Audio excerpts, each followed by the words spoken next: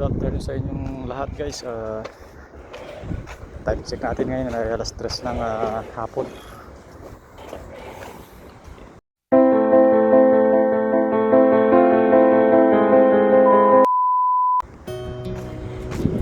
Init sobra. Nakakaya na sila. Bali isa daan. Pangalawa to. Pangatlo.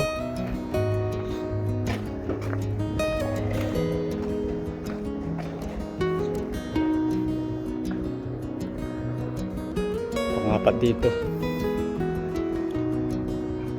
Bali 6 siya rito.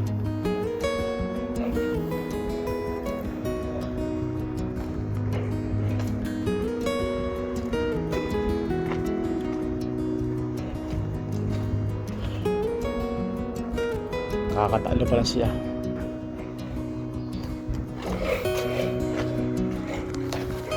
Kung hindi lang siya nahihirapan sa pang-scaffolding, nakarami na siya.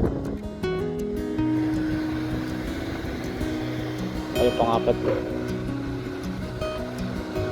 Wali mo, pang-6.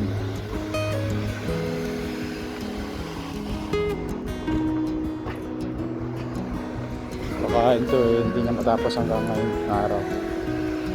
Hindi matapos to, bukas continuation dito kaya doon sa kabila.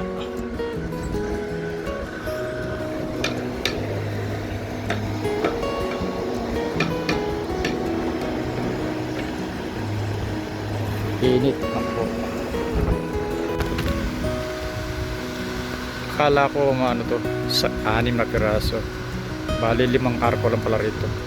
Yun pala yung ano, dito sa side yung 6 na arko pala dito sa kabila.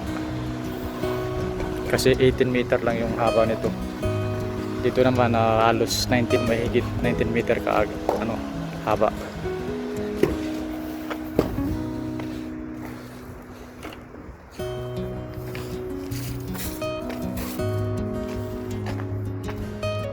Dito pala siya yung 6 na pirasong arko banda rito.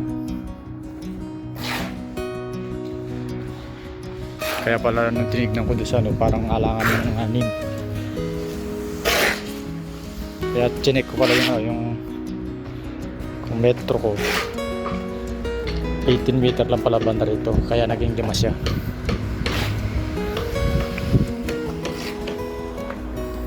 Dito naman sa side, hindi ko nagkakamali, 9 na arko.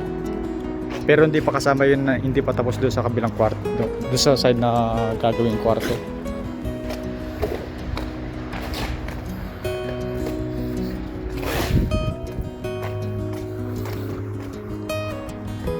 Kasi tatapusin muna namin itong area na to, tsaka muna yun dito. Halos yung 9 na pirasong arko hanggang dito lang siya, hanggang dito, hanggang dun. Pero dito hindi muna, dahil sa minamadali yung kwarto na to, 10 kwarto, 10 banyo, 1 kusina, para makalipat na yung mga ibang tao rito sa baba. Kasi masyadong crowded dun sa baba, kaya dito muna yung pinapa-urgent na trabaho. Kasi mga to alos sa mga staff lang yung nandito yung mga magpwesto rito.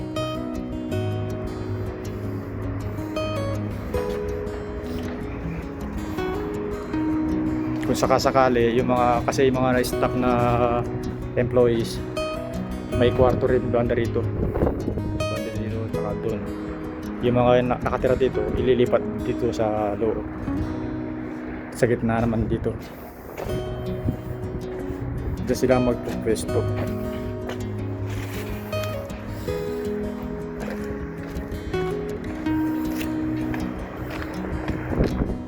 Yun to yung nakagad oh. Pero kanina pinalagyan ko ng tubig lang yan. Pero sobrang init, tuyo kagad. Pag dumating yung tao po paano ko ng tubig, mabubusan ng tubig, bilis matuyo sa sobrang init.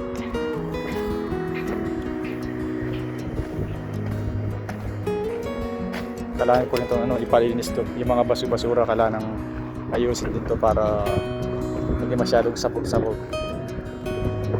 Total nandito yung mga tao, walang party sa baba, kaya pwede ko nang hatakin yung mga libre.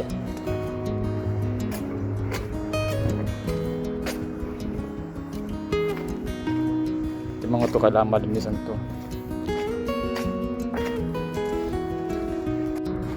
Dito tayo sa pinaka-rooftop na mga sala. Ito, kailangan palinis mga to. Ito mga semento, pinagpusan ng sigarilyo. Ito yung mga semento na yun. Tsaka yung trapal hindi ko muna alisin kasi hindi pa sila tapos dito mag-asitada tsaka magpalitada. Ipapaalis ko lang muna yun. Ito, yung mga yun, mga bote, mga ano yan, tayong basura. Pati doon sa kabila, pag may chance na dumating mamaya yung mga tao, pero mamaya pa nga to, mga alas 5 kaya alas 6 kasi sobrang init para di sila mahirapan. Pati mga tutap, natatanggal ko rin to. Pati yun na dito sa slab, paalisin ko rin yung kaho tsaka yung scaffolding na to, mga jack, mga shoring jack na yun. Palinis ko to, baka may biglang mauntog sa dito.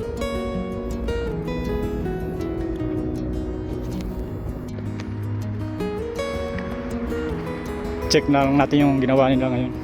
Time check natin ay 7 o'clock ng gabi. Yun! Ayos! Sakto-sakto. Natapos nila ang diretso to. Ang ganda yung resulta. Kung hindi ko magkakamali, baka bukas sila mag-uumpisa dito. Mas maganda dito sila mag-umpisa para pag papalitada ng mga kwarto, sabay na silang magpapalitada sa taas. Ipapasabay ko na para halimbawa makatapos yung palitada, i-start ko na yung bubong dun. Gagamitin ko yung bubong, palalagay ko ng bubong dito para pag-umpisa sila sa mga kuryente, sa pintura. Pero mauna dapat talaga yung mga kuryente dito sa mga kwarto bago pintura, kasi kuryente tapos flooring kagad, tapos yung isasabay yung tiles ng paglalagay.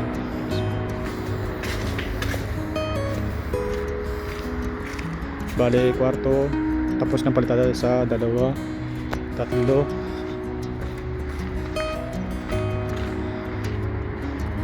4. Ayos. 4 kalahati. Ayos yung trabaho nila. Ito walang problema ito. Puputulan ito ng grinder. Bali bukas baka matapos nila yung yung kwarto. Isa, 2 kalahati. Posibleng matapos hanggang bukas. Bukas ng Merkulis matatapos lahat to. Tapos to Huwebes, magkaga ng Huwebes lahat matatapos to, itong 3 kwarto.